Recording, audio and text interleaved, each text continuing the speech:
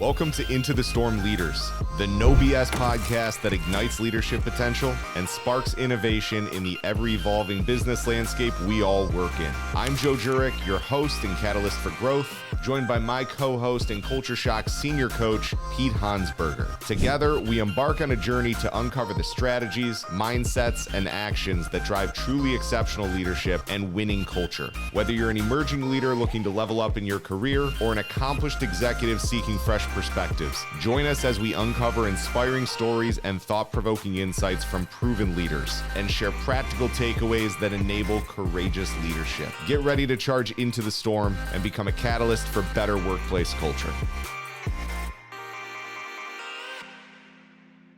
Welcome, listeners, to a foundational episode of Into the Storm Leaders, featuring an interview with expert EOS Implementer and our founder here at CultureShoc, Ron Kaminski. Thanks, Joe. Excited to be here. You put a lot of time into this studio here. Smells of rich mahogany. Leather-bound books. Leather-bound books. Well done. Yeah, I'm excited about this one as well. And we've been working towards this for a while. Listeners may have already heard an introductory episode from myself and my co-host, Pete Hansberger, but this is an idea you've had for a while. And thank you for believing in us and empowering us to run with it. But I'm excited to have you featured quite a bit, right? And while listeners are going to hear Pete and I on a regular basis, they're probably going to be pretty familiar with you as well as you share some insights. So can you tell us, just before we get into it, I have some questions I want to ask you, and I think our listeners will benefit from it. But kind of talk about the start. You're a founder. You started CultureShoc in 2014. And that's about all I'll say about it, because I'd love for you to talk about kind of the idea, how you started that journey, and what inspired you to embark on the mission of discovering, engaging, and growing leaders, which is still in place today. Yeah. Happy to share.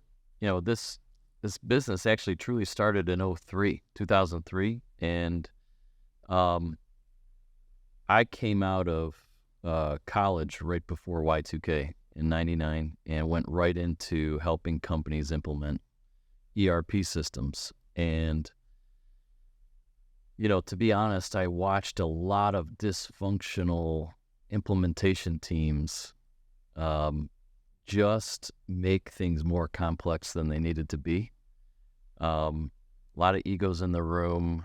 And if anyone's been a part of a software implementation, we know it takes twice as long, it costs 3 times as much. But I think that I always thought there was a better way, and kind of really discovered that I wasn't all that passionate about the software solutions. I was passionate about the team dynamics associated with organizations that were looking to change things in their business. And everyone knows the terms around change management.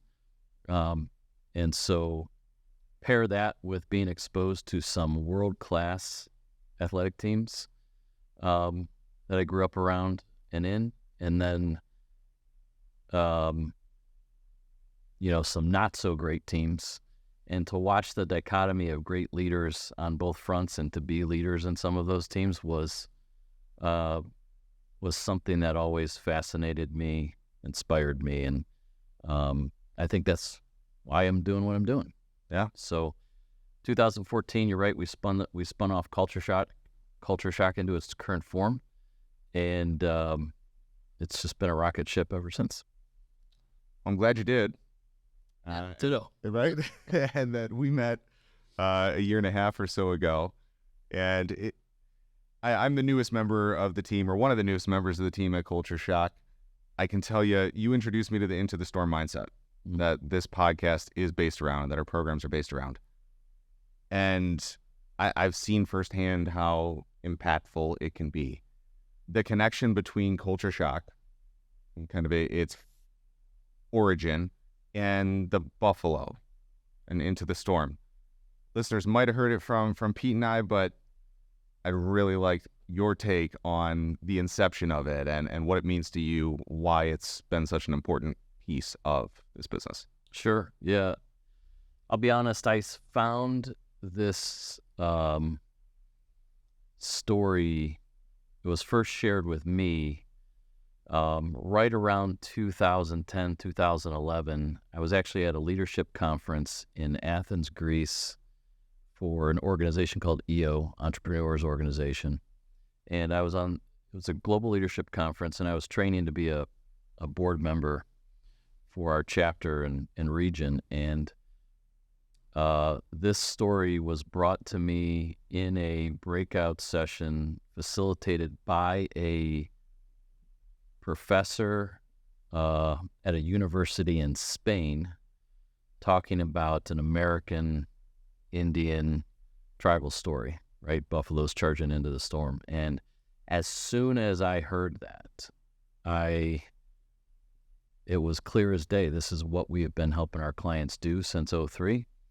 It's what I want to continue to help our clients do going forward. And I think we're really good at it. And so that concept of making exciting forward-facing decisions as opposed to fear-based decisions, and knowing that we have to go through some storms in order to get to the other side, that's always been something I think tried to handle head-on in my personal life and in business. And then I am inspired when I watch other leaders do the same thing. So that's where it came from. I don't pretend to own the story, analogy, etc. You didn't create buffalo. Sure. Yeah, others they are delicious, Dan. I do consume them. It's more bison. But for those high fact finders out there, people will make it very clear, or very clear to point out that the American buffalo is actually extinct. That being said, so everything that looks like a buffalo that we call a buffalo right now is really bison. That came from several high fact finders that have pointed out to me daily. Come up to me quite a few times as well. Right. But who's going to let details get in the way of a great story or an analogy? So to be fair, too, I was in Denver a couple weeks ago for an event that I was facilitating, and went to this wildlife preservation with bison, and there were signs up all over the place for buffalo. So if even the preservation is tomato, yeah, you get it. You mentioned how it not only inspires you, we've helped clients charge into their storms, embody that courageous leadership, and recognize it in the moment. I think that's part of the trick, right? Is being mindful enough to see, this is one of those opportunities to take the little bit more painful at times or uncomfortable path, knowing it'll get to a better outcome. What are the most notable ones for you in your journey? Whether they relate to culture shock or not, that's something we want to accomplish in this podcast all the time, is helping inspire others by talking with successful business leaders and entrepreneurs and having them share times that they've charged into storms successfully. You've got a few, I'm sure. What comes to mind? Probably the biggest storm most entrepreneurs can relate to is the financial crisis in 2008, 2009, and literally being within weeks of watching, of having to shut the doors on the business. And didn't have to do that. Had to deal with make some really tough decisions in order to get through that, survive that. We are way better off for it. It was very humbling, but it's a lesson I'll never forget. A lot of good entrepreneurs lost really great businesses in that crisis. Just like Y2K, just like COVID, those experiences kind of hopefully stick with you. And I think we've done a good job of kind of curating our lessons learned in our vision. So for instance, we went into that crisis with about 60% of our business being tied to financial institutions. And we all know what happened with financial institutions in 2008, 2009, right? Now we're very intentional that no client's more than 5% of total revenue here at CultureShoc. And so no industry is more than 10%. So So we've been very intentional about that, and that diversification lesson was really hard earned, but it's something I'll never forget. And another one was COVID. We are in the business of facilitating in-person team and leadership sessions for our clients, leadership development sessions, strategic planning. And so to go from 100 miles an hour to zero overnight and having to pivot, we kind of took the approach of, hey, we can either survive this downturn in going virtual, or we can become world-class in being able to facilitate in a virtual environment. And so that was another great example of the storms we charged into. Plenty of storms in the personal life, but I would say, the biggest challenge I think a lot of people can relate to is just trying to be a great parent in tough times, right? During COVID for your children, I think it's true, you're only as happy as your most miserable child. And so sometimes your kids are going through it. And I can certainly continue to try to evolve as a parent, but I think we've got to be, one of the things I also like about the way we approach this, and I think it's been intentional, is recognizing we're all human beings. This is not a 9 to 5 or 7 to 7 type of an approach to people. We take a 24/7, 365 approach to the way we look at leadership development and the way we hopefully treat people here as team members. And, sometimes people are going through something personally and it's affecting business, or it's going through something in the business and it's affecting personal. So we don't pretend to think that, people can compartmentalize and not have those affect each other. Yeah. Well, there's a lot there. And I'll tell you, something that I felt and heard in each one of those instances, and that I've seen it so much here, is that intentional, the decision to be more intentional. And whether it was COVID or some of the other challenges that you face, I think so often people just kind of let it happen and roll with it. And I think that's a big component of Into the Storm. It has been for me. And you and the team here, I know you always say we eat our own dog food. It was the first time I'd heard that one was out of your mouth, but even we advertise our principles through our actions, truly. And that pausing, being more mindful, intentional, disciplined around addressing the reality of a situation and making a decision about how you're going to chart forward.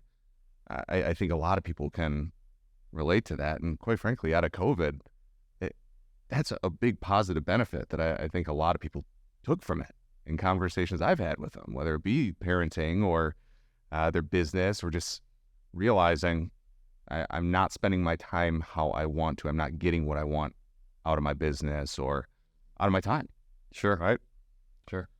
So let's, before we move on from it though, let me talk about the flip side of those Into the Storm realizations. What about, has there been a time that you realized after you didn't charge into the storm on something and you probably should have? And you thought to yourself, man, if I'd only dealt with that sooner, it would have been a whole lot easier.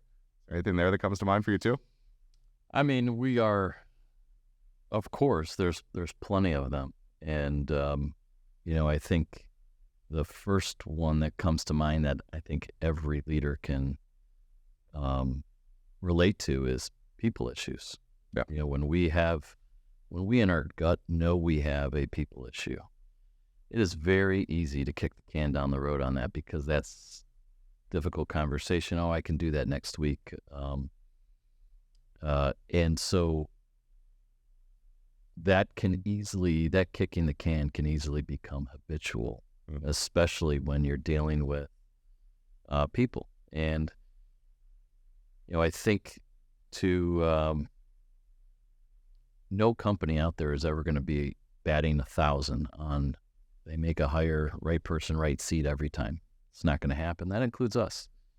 That doesn't make any of those people that didn't work out for Culture Shock bad people. They just weren't right fit for us. Yeah. And we wanted to find a way for them to succeed, even if it wasn't in here. And so I think everyone can relate to the idea of procrastinating on people issues in our personal lives and in business, right? How long have we kept relationships going with people that were pretty toxic for us, right? And I think so. That's true for most of the entrepreneurs I know, and I've yet to find one when I ask them to get really open and honest with me about, have you ever really had to part ways with someone? Not because we had to downsize, right? But because we had to let someone go because they were wrong person, and regretted it. And to the person, I've yet to find an entrepreneurial leader that says, you know what, in my heart of hearts, I thought that was the wrong person. I had to let him go. I did. And quite honestly, I regret it. I haven't found that person yet. So the data's telling me that there's a lot of us out there procrastinating, especially on people issues and tough conversations. And if there's anything we're really good at that we are absolute students of, is to find better and better ways of having those tough conversations, because we genuinely care for those people and we want to be great leaders for them. Boy, that one resonates for me. I learned it the hard way and recognized after that I hadn't charged into the storm, that I kicked the can down the road, held on to a toxic top performer for far too long out of fear, thinking our business was hinged to it, right? And for me, that was one of the most validating things, that trust my body, trust my instincts, because when we did part ways, people almost came out of the woodwork, stepped up that I would have never expected to. Sure. And there were new levels of team performance that were far greater than we were used to or accustomed to, right? It's crazy how simple things can be, but how difficult they can also. Simple doesn't mean easy. Right. I've heard that quite a bit, and I agree. The other thing before we move on that you hit on and I want to call attention to is we do care about people. It's not that, quiet quitting does go both ways. I've heard this where, management teams or leaders in general, they also have a tendency of writing someone off, right? If they've kind of given up on them, and rather than addressing it directly or asking the right questions through curiosity to find out why, just kind of let it run its course, even though you can tell that person's not the right person, not the right fit, right? And probably not happy. Right. So when you talk about somebody moving on, is there a kind way to do it? Is there a service that you can offer that person as well through like the conversation you have with them to help them figure out what they really want to do? Like, what, if any, experience have you had there? Well, I think it's got to come from a mindset. Sure, there's a ton of techniques we can help deploy, and we can talk into those, but I think the mindset's most. If we genuinely care for someone, if it's gotten to a point where I feel like I have to have a tough conversation with someone, the chances that they are also unhappy and not feeling like they're excelling and not feeling in a right spot and not feeling inspired or tied to a vision that aligns with them, I have yet to find someone that when that gut feeling is present here, it's also present on the other side of the table. Right. Right. And so it kind of goes to, if I think it, I have to say it. Now, that doesn't mean I say things without filter or without care for someone else's livelihood and well-being, et cetera. Of course. I certainly but I certainly owe it to open my mouth to that individual. And so if I can just get quiet, listen to myself, in your heart of hearts, you know, and they know this is right fit or this isn't right fit, right? So that hasn't steered me wrong, I would say, when I listen. It's when I don't listen that we go through more pain than I think. Boy, and that's on both sides. Yeah. So huge difference between listening to comprehend, listening to respond, active listening versus waiting to speak. And we'll talk more about that at length, I'm sure, in future episodes and such. But I've had that same experience when I had somebody that I knew wasn't a fit, when I did have that conversation. So often it was mutual. And it's the times that I've actually terminated that person are actually quite low. But when it comes from a place of care and directness and being willing to lead and help that person think through what do you really enjoy doing? What's the reason that we're seeing some of these things? And they may not have had somebody in their life to help them be more intentional and set some goals and milestones and align work with their strengths. It often ends up being a better relationship that, yes, it can lead to that person moving on. And I've tried to offer even support, like in guiding them, connecting with a recruiter, and really showing that it's not leaving things off on a bad foot, but it's kind of remarkable and not what you would expect that comes out of those conversations, right? That if you help people realize, hey, this might not be the place, but let's figure out what that is, and they end up being happier too, right? Like those are that's the healthy churn, the healthy turnover that I think we all hope to achieve, and it's within grasp. We just often won't have that conversation because we think it's going to come off negative, right? Sure. So let's talk more about the creation of Into the Storm Leaders, this podcast. We've got some of the background on Culture Shock, how we started, how we got here, but just in the past year or so, since some of these ideas started to form for you, and you enrolled Pete and I to be, some decision makers as well, and to create the vision for this alongside Culture Shock. Let's share with the listeners your perspective on that. So, Into the Storm Leaders, what's your vision for it? What do you hope that our listeners can take from this? And like, why are they listening? Why would they tune in and subscribe? Well, I think ultimately the audience is twofold. One is the entrepreneurs and their leadership teams that we're working with. So we're inside of well over 100 organizations, and we see almost to the organization the challenge that these companies face on the gap they have between their emerging leaders, middle managers, high potentials, and the and executive leadership. And even some of these leaders on these leadership teams are still struggling with development because they might have grown up in the organization and now they're leading some peers, and that's a tough transition for anybody. But what we have found is that all of these companies are concerned with and focused on trying to solve for sustainability and succession in key positions in those organizations. And so we feel pretty strongly that there is a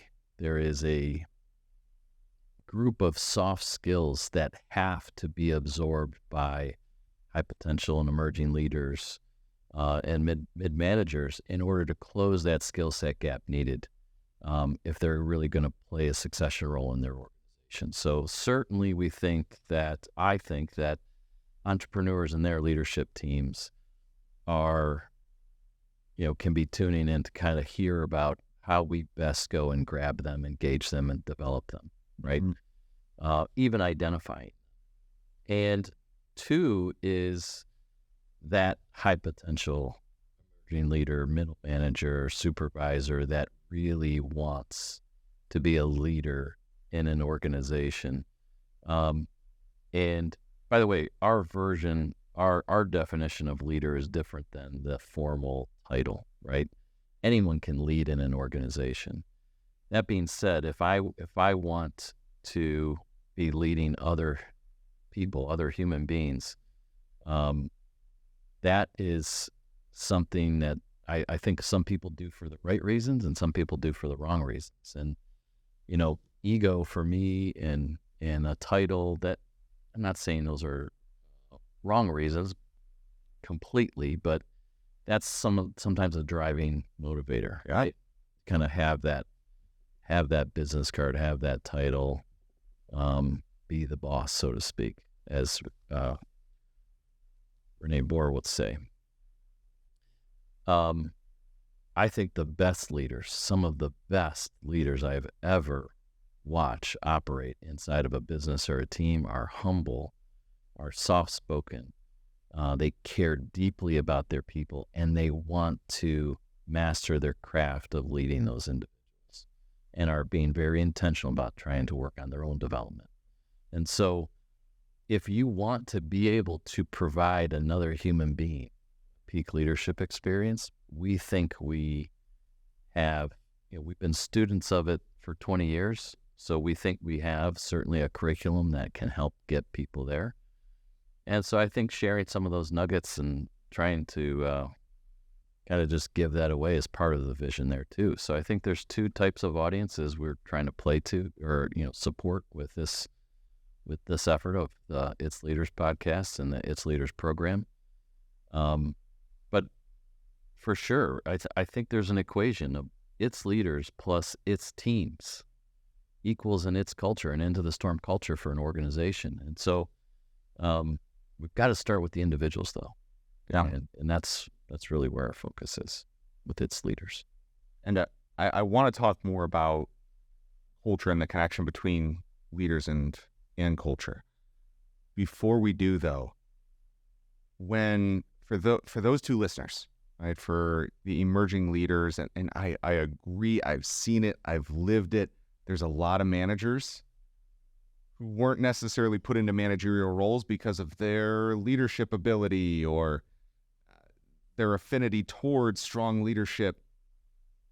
And I get it. It's so often, if there's not a high performer individual contributor track, that's the only way for people to advance the livelihood and well-being, their position, their financial standing, for so many things, right?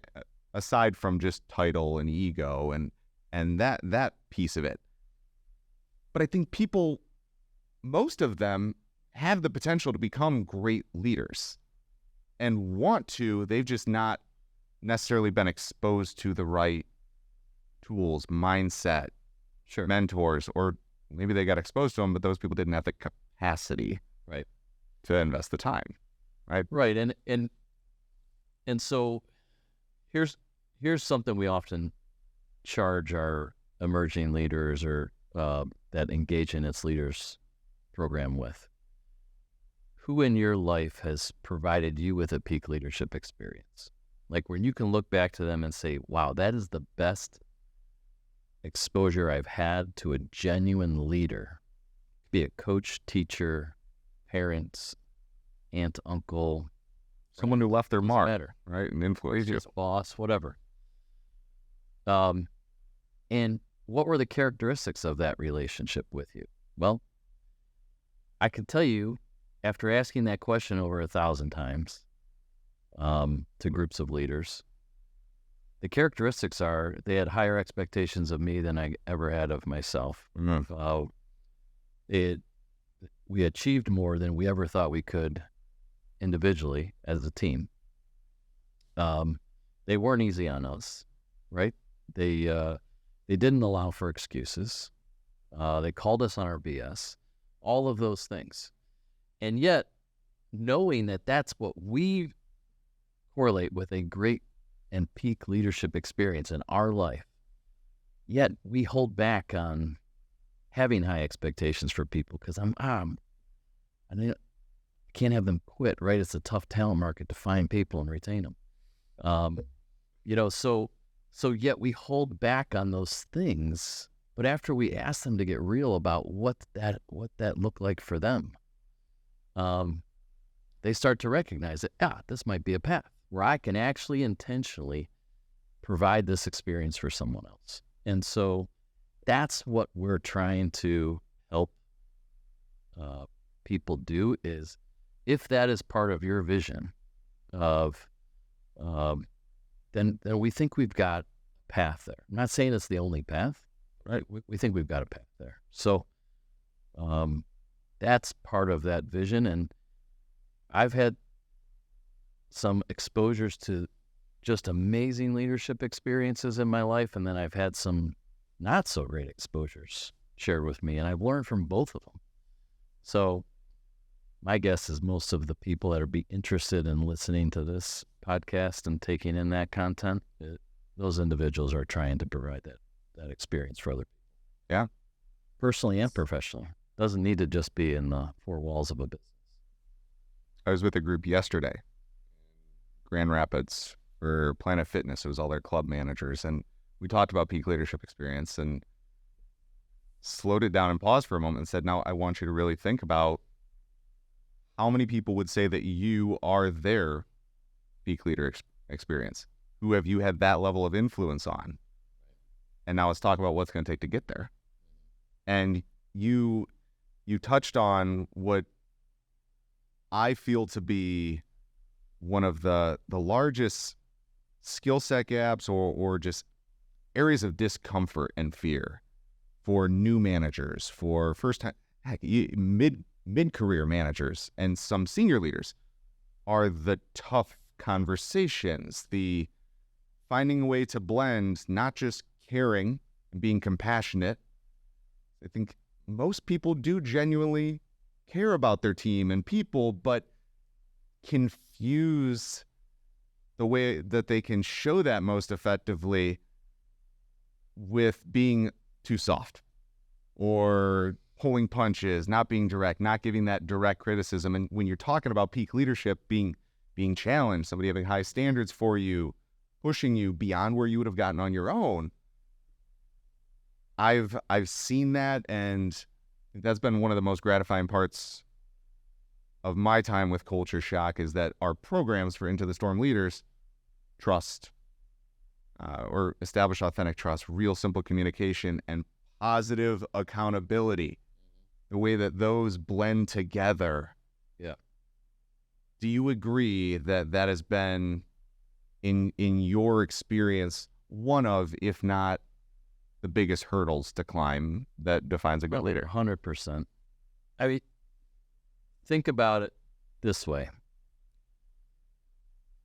We call it positive accountability here because if you and I talk about what you need to be doing for you to be great, to truly live your own vision, and then I don't hold you accountable to that, I am doing you a massive disservice. Yeah. On the flip side of that, a lot of us view this accountability as this thing that I'm going to impose on somebody else, right? I'm going to hold you accountable. And I think that's the furthest thing from what real accountability looks like. It's the perception. Sure, it's the perception, for a lot of you, which is why I'm not comfortable doing this. Right. Well, that's not what we think positive accountability is. So let's have an open and honest dialogue about what you want for your life and your future and your role and your experience. And let's go hold each other accountable to that and the roles we both need to play. So that's where positive comes. It's probably the biggest gift we can give is holding them accountable to their own vision. And you can hear it, but until you experience it yourself, then it takes that mindset, that realization, right? That it is truly a disservice. If we care enough about somebody, it's our responsibility to, right, hold them accountable. There's a difference between comfort with conflict and effect and skillful conflict. Right. I don't know a whole lot of people that are incredibly comfortable with conflict. Certainly there are some out there Get a thrill from it. who just, that's their thing, right? Right. And then they leverage that with people around them because they sense a less comfort with that conflict. That's not what we're talking about here. We recognize that most people are uncomfortable. This is fight or flight. This is in our limbic brains, right? This is how we're wired as human beings because it's life or death, conflict. Our brain doesn't know that I'm not being chased by a tiger when I'm just sitting here trying to have a tough conversation with you because you're not meeting your own expectations. It's the same response internally. Internally, the same response. So to us, it's life or death internally. Brains don't really understand that difference. And so if we can just charge into that storm, what if we only need to be brave enough for 30 seconds to say, you know what? This makes me incredibly uncomfortable. I care deeply about you. And you know you're not putting everything into this like you had committed to. What's going on? How can I help? So to kind of round things out, talking about positive accountability, there's one other thing I want to share. And I don't even think we've talked about this yet, but one of my coaching clients, we started working together because he was told he didn't really hold his team accountable or need to do a better job of doing so, but he had desire. We don't coach people who for disciplinary reasons or something like that. It's when they want to unlock potential and get to the next gear, and he truly did. We'd gone through some of our tools. We'd talked trust, effective communication, introduced to some of these different principles that we've curated and created. And he told me the other day, like, so positive accountability, it's kind of an equation. I see how these fit together, where if I'm intentional about building trust, and I've made that clear, I've set honest expectations and asked for them in return, then gotten a commitment on what that looks like if one of us is falling short. And then when I go to have an accountability conversation or hold somebody accountable, I make sure to get my heart and mind right, to remember that it is a service, to remember that we've mutually agreed to this. And when I actually deliver that message, I do so with curiosity or by being more interested than interesting. And I deliver it, or my positioning of things is a combination of being compassionate and challenging directly, being direct. So he fit together a lot of the different things that we had talked about into this flow that he was able to then set as kind of the standard expectation with his people. I was like, you kind of opened my eyes to just a way to look at that positive accountability is an equation of these crucial steps. You can't jump straight to accountability and expect it to be well received, right? Even if there is compassion and care, it takes hard work to get there. Sure. Right? And by sounds like he's got a great coach. I was pretty happy with the outcome. And I've since used it when explaining it, because I think it's a way that people can understand that there's just a simple but not easy process, right? Well, you just brought up something that I want to touch on as part of the expectation of the podcast, because I'm not sitting here, and I don't think you or Pete or I, any of us, are sitting here thinking we're experts on culture, we're experts on leadership, we're experts on any of that. We're students of it. Totally. And so part of the reason for the podcast is selfish. I know I have some clients that we want to highlight their stories of how they've charged into storms in their organizations. For sure. I think the audience will see themselves in a lot of those stories and quite frankly, and their lessons learned from those stories. And selfishly, I still want to continue to learn and grow. And so part of this was just a selfish pursuit to say, hey, how can we get some really smart, inspirational leaders in this room sharing, war stories, essentially, about charging into the storm. And as you can imagine, being inside of 100-plus organizations and having worked with, as an organization, we've worked with over 30,000 unique leaders that we've had a positive and direct impact on.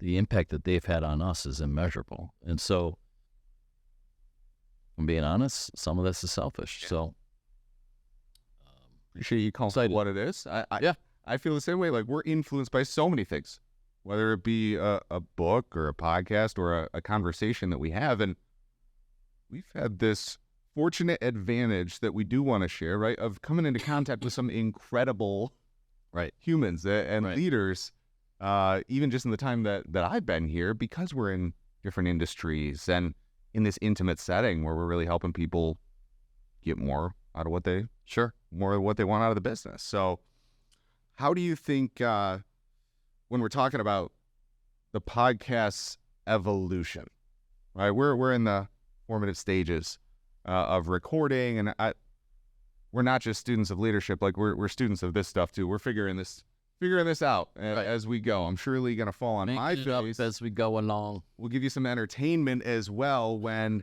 a light falls on us one day, or we butcher something. We're all right with that. Humble confidence, vulnerability. We'll mess it up. We'll get better. We'll learn. Other than just it being a better finished product and something that we get more confident and comfortable in, how do you see it evolving? Like, if things go the way that we want, and potentially even better, if people do get the value that we are pretty sure they can and should from this sort of sharing, how could this thing take off or expand into more of a herd? Sure. Right?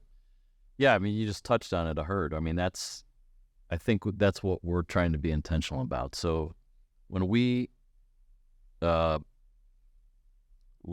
CultureShock in its current form in 2014, we set a core target of having a direct and positive impact on 108,975 leaders. It's a specific number. Very specific. At the time, it was the largest attendance ever at the Ohio State Stadium down in Columbus. And we imagined an entire stadium filled with leaders that we've had a direct and positive impact on. Their words, not ours, right? And so to date, we've had about 30,000 plus unique leaders in that stadium. And if every one of those leaders is leading about 10 other people, we've had an indirect and positive impact on about 1 million people. So I think about, our team, our collective team here at CultureShock as kind of as a little herd, right? Family inside of the herd. And then we think about the leaders we've had a direct positive impact on, the larger herd, and then the herd of the herd, right? And so this whole idea of just trying to find, engage, grow like-minded people by sharing best practices with each other in an environment where our guard is down and we are open and open-minded to the idea that the way I'm doing it might not be the best way. And quite honestly, we're going to continue to hone our content and our curriculum based on what we're learning, and that's never going to stop. And so I just envision having a pretty positive impact on our customers, our region, and those leaders that get exposed to what we do. And so why wouldn't we want to intentionally and exponentially grow that that exposure? And I think this is a great way to do that. I tend to agree, Ron. truly. Like into the storm, the buffalo, or technically bison mindset. It's powerful. I've seen it. I've felt it. And it's an honor to get to expose more people to it. It's simple. It resonates and sticks, and that's what matters most. Because then, in the times where you are in a challenging situation, you think back to your training, you think back to your tools, you think back to what's simple and sticks. Last thing we talk about our uniques, and what I've truly experienced in other, what someone perceive as competitors. I know we have an abundance mindset where if we're not the best fit, we're going to tell you, and we're happy to introduce you to somebody else who might be a better fit. But the more professor-led classroom style curriculum, like where I've seen it and heard feedback, is how because we're always evolving, because the world's changed dramatically and we're continuing to kind of iterate, that's something different that people relate to, right? That I'm excited to share. And I think I've observed this shift when it comes to workplace culture becoming a bigger emphasis, and there being that more authenticity, true self as a large component of that. Let's connect these two, because we're talking about the development of emerging leaders, first-time managers. The secondary benefit of this podcast being for the executives who want to keep their perspective sharp, want to keep pulse of changes. And I think the culture aspect of what we do and what we set out to achieve with this is probably going to be largely beneficial if I'm thinking about when I ran a company, or when an executive who's been in place for a while wants to continue to level up their awareness. So what's the connection? Our name's Culture Shock, right? Into the Storm is a big part of it. We're talking leaders, we're talking strategic planning, but where does the culture piece fit in? Yeah, so we work exclusively with entrepreneurial led organizations that are hitting the ceilings. There's some frustrations in there because they're hitting ceilings, and they want help breaking through. They're obsessed with wanting to grow, and growth comes in many forms, right? Top line revenue, bottom line, internal growth, etc. So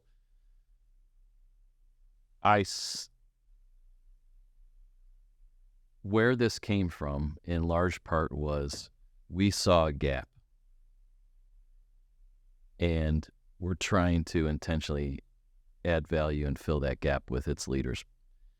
And I think that there is a place for, and certainly a need for, the universities of the world to be developing not just young people, but people in general. Great example. We wouldn't have appreciative inquiry as a philosophy and a methodology without Case Western Reserve and its author, Cooper Ryder. Right. And so, here in Cleveland. That being said, very proud. That being said, I think there is something to be said for taking a group of entrepreneurial leaders inside of an organization, or cross-functionally across multiple organizations, and exposing them to the curriculum we've developed over the last 20 years that we've learned firsthand works in these size organizations that we're working with, the small to mid-size, and even some of the larger organizations.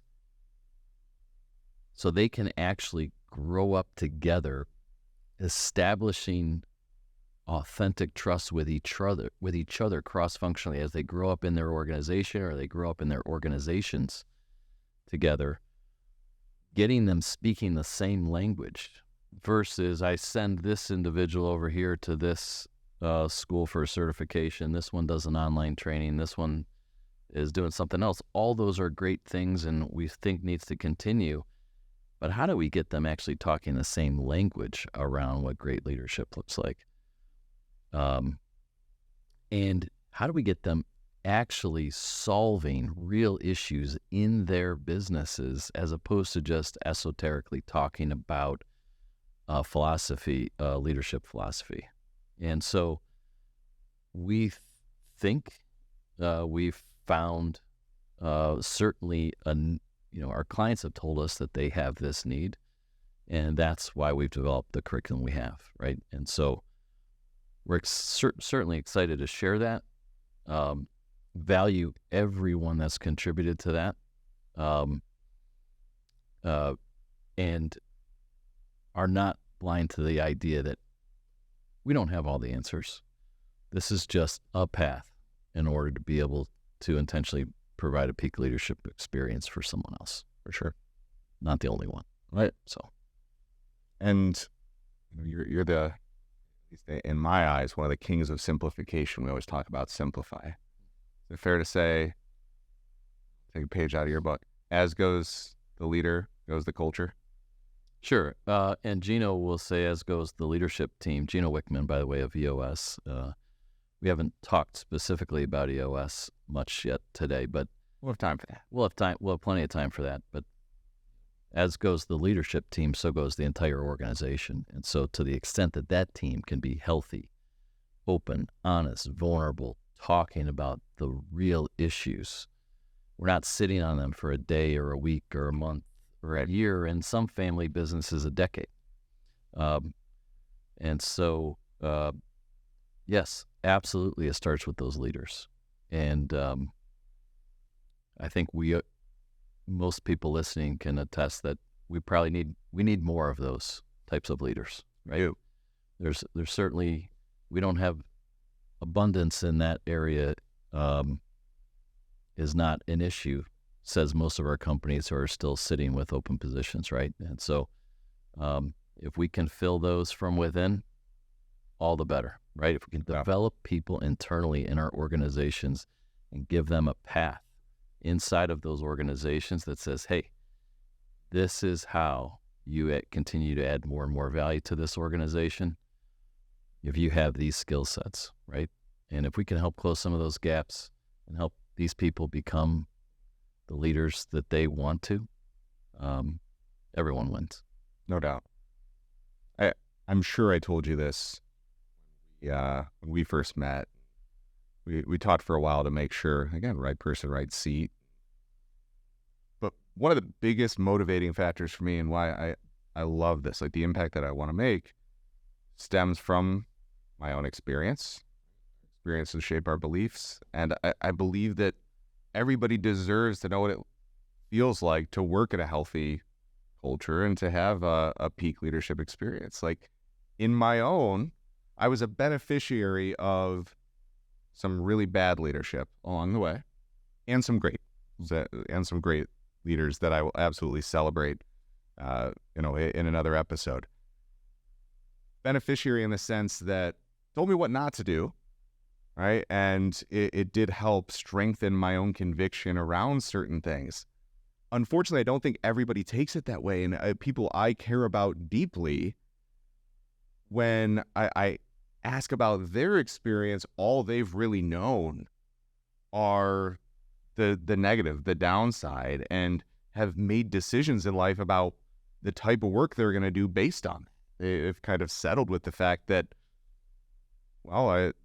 work is just not something that I get that satisfaction or gratification from. And for me, like, that drives me, because the work that we do, the impact that I want to make, I know at all levels of leadership, it's the executive teams through EOS and the other things that we do, the middle managers and emerging leaders through into the storm leaders. They have such a direct impact on people's lives and culture. So I never forget that, because I had somebody tell me once, when I became a manager, like, well, congratulations, you just became the second most important person in your team's lives. I was like, well, what do you mean? Like, well, think about it. Other than their spouse or maybe their children, people's boss or direct manager kind of swing in one way or the other a large amount of their well-being and livelihood and mindset. So I take that seriously, right? Right. Ron, I want to have you talk one or two more things here, because like, you're a founder, you've hit on some of this. You have worked, you've helped hundreds of different businesses, small to medium sized organizations, all industries, just get healthier, build their businesses faster, get more of what they want out of their business. So if somebody was just tuning in for this episode, and hopefully they subscribe and come back for more when we dig deeper, but if they're just hearing this, what can you tell them? What insights or lessons do you think our listeners will benefit from most if you were to simplify it down, give them something meaningful?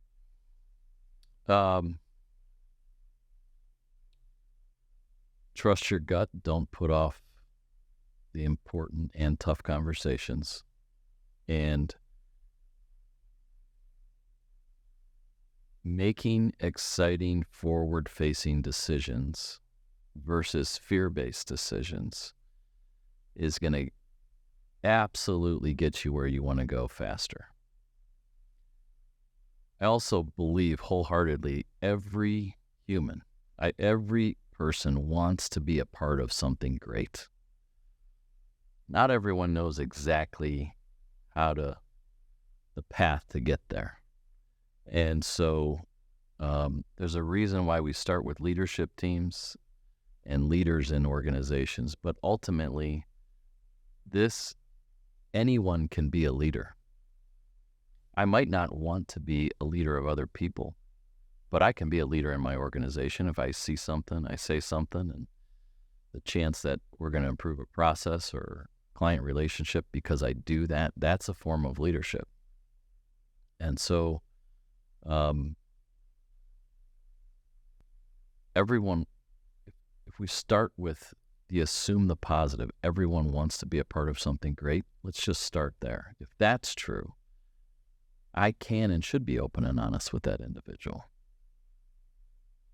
Second is when an organization is truly aligned around a vision, like bought in, hook, line, and sinker. This is why we're here. This is where we're going. This is how we're going to get there.